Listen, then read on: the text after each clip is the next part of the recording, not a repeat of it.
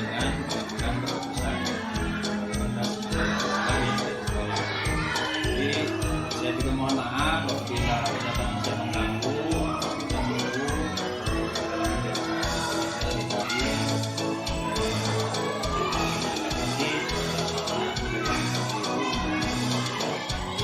ada beberapa hal yang ingin saya tanyakan terkait dengan keputusan yang dilakukan pertama adalah ketika misalnya di sekolah ibu itu ada kasus-kasus yang mengandung pidana etika, apa saja langkah-langkah atau identifikasi yang ibu lakukan untuk menentukan keputusan tersebut?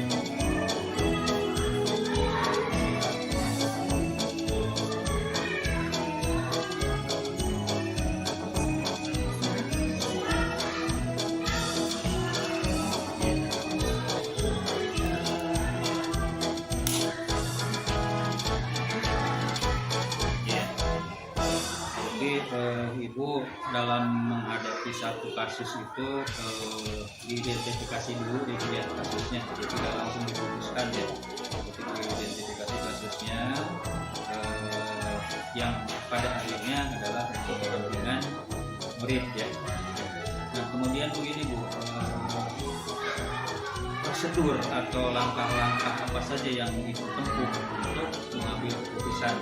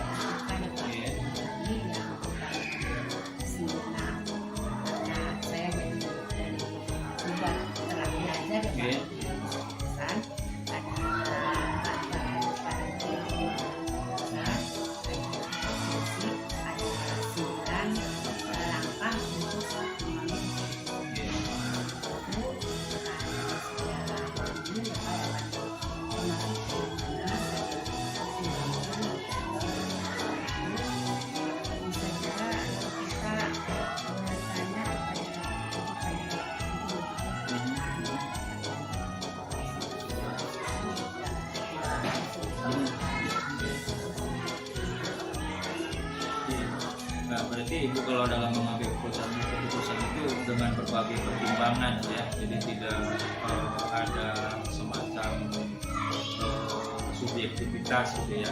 Jadi saya paham sekali bahwa karena sudah pernah juga mengikuti pendidikan program, saya paham dan percaya sekali bahwa Ibu dalam mengambil keputusan itu sudah mempertimbangkan banyak hal, termasuk menerapkan yang paradigma, kemudian prinsip-prinsip pengambilan keputusan dan prosedur itu ya. Nah kemudian setelah keputusan itu Ibu ambil, keputusan sudah jadi, langkah yang Ibu lakukan seperti apa?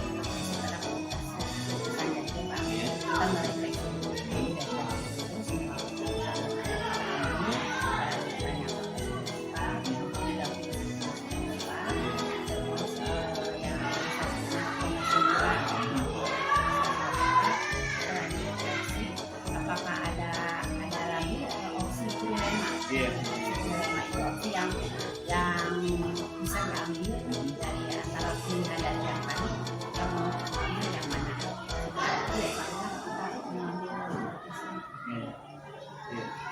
Kemudian yang terakhir Ibu, ini pada misalnya setelah keputusan itu diambil itu ada tantangan, ada hambatan tidak ya? Dan cara menyelesaikan atau tantangan hambatan itu seperti apa? Tantangan pasti ada suatu Iya. seperti yang pernah dialami di sini Pak. Di sini kan kami kekurangan guru ya Iya. Pak, sama seperti contoh saja ya Pak. Iya. Kekurangan guru, kekurangan gurunya dua Pak. Jadi guru PAI tidak ada, dan guru sekolah juga tidak ada. Di sini berarti keputusannya antara kelompok dan individu ya Pak. Iya. Itu kan siswa Pak, individunya. Di sini kan kalau kita mengambil ke siswa, kita kasihan kepada siswa. Kalau ke guru, kita kan kasihan, otomatis guru harus mengajar juga kelas. Iya. Ya, di sana ada tantangan juga Pak. Tapi karena kita kebutuhannya kita ini harus kepada murid ya Pak. Iya. Kita berpihak pada murid, otomatis di sini guru harus bisa mengajar dua kelas ini. Double gitu harus karena. Nah untuk selanjutnya. Selamat pagi Bu. Pagi Pak. Maaf mengganggu aktivitasnya, mengganggu waktunya. Saya sengaja datang ke sekolah Ibu ini dalam rangka pembelajaran bagi saya, kemudian sekaligus juga melaksanakan salah satu kegiatan dalam pendidikan calon guru penggerak angkatan 6, yaitu mewawancarai kepala sekolah berkaitan dengan pengambilan keputusan.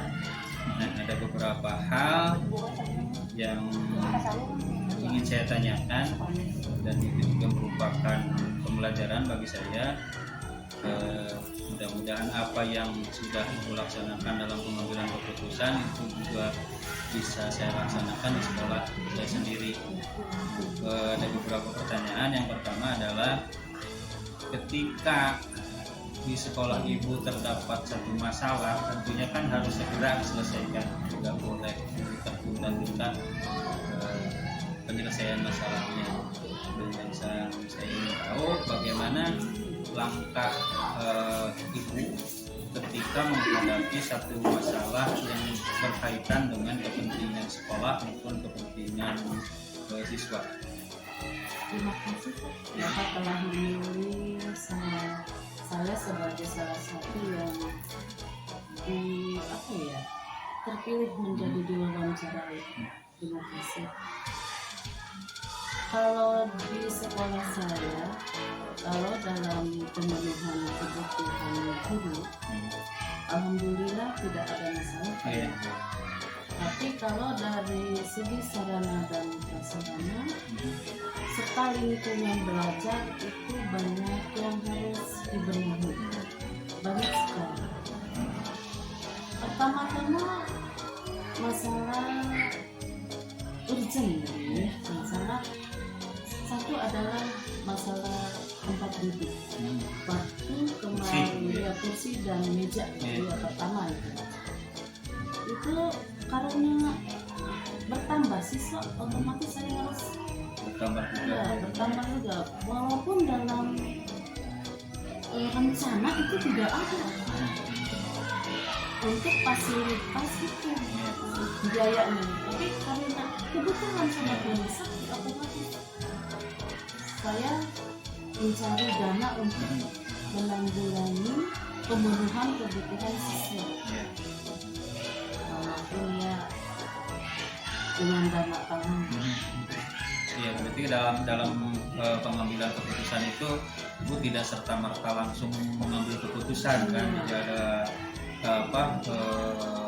mencari dulu mungkin mencari dulu akar permasalahannya seperti apa, kemudian apa yang kira-kira akan timbul ketika keputusan itu diambil ya. Nah kemudian kalau misalnya sudah ketemu nih Bu ya akar masalahnya, itu sudah mengidentifikasi masalahnya, kemudian dianalisis juga permasalahannya, langkah selanjutnya yang Ibu lakukan apa? Tadi ya itu satu ya itu masalah student ini yang sangat setiap hari menjadi masalah Pak. Justru ini masalah besar sebenarnya, seperti kecil tapi sangat besar. Masalah di lingkungan sekolah belajar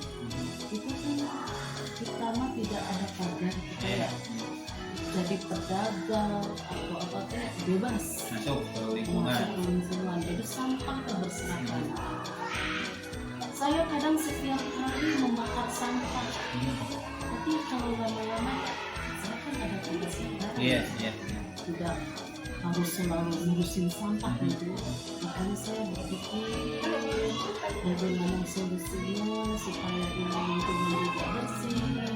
Saya juga kerjanya tidak terfokus ngurusin hal itu, Iya. ada yang lain. Iya, karena kan tugas pokok kepala sekolah kan banyak sekali tuh Iya. ya. Jadi saya inti sama itu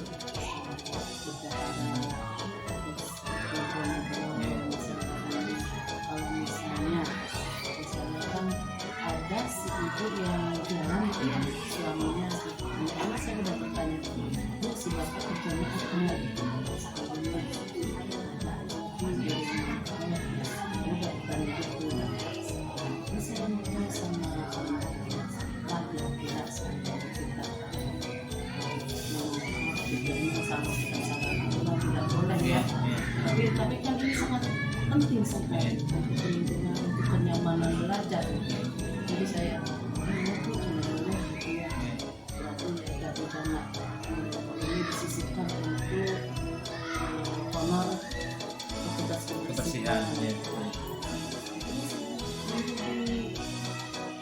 Suami si ibu kita masih ya alhamdulillah sekarang kalau kerjasama yang baik dan kita tidak menolak langsung pusat Iya. saya kan perlu dulu dengan keuangan dari mana alhamdulillah sekarang Iya, berarti kan keputusan itu kan sudah teruji Bu ya, sudah teruji dengan baik. Langkah-langkahnya juga sudah dilakukan, dimulai dari identifikasi